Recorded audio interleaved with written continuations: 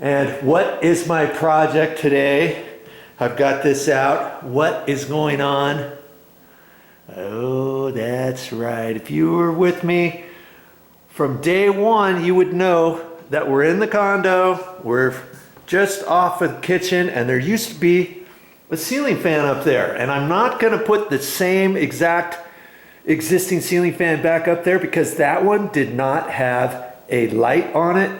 And it was also controlled by some light switches. Here we got 3 light switches over here, and only 2 of these light switches controlled the ceiling fan. Years ago, 15 years ago, when this condo was built, they used to install light switches for ceiling fans, and usually they would install 2 light switches. Now, one of these light switches I know are for some track lighting that they had here and over here. We haven't gotten any track lighting to replace those with yet. We're not quite sure if we want track lighting or if we want just a head that maybe swivels on a base, kind of like a track light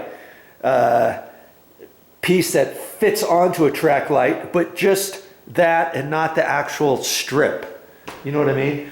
And so I know one of these light switches is for that, and the other 2 light switches go up to the ceiling fan location. Now, in today's times, you don't need 2 light switches for a ceiling fan. Usually they only install 1 light switch for a ceiling fan. And whether or not you install a ceiling fan or a light fixture, you're all set up with 1 light switch.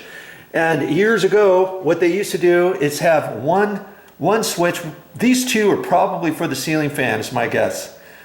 One was for the actual ceiling fan on, off, and then you know, an old style ceiling fans, you'd have the pull chain. You'd have high, medium, low, off.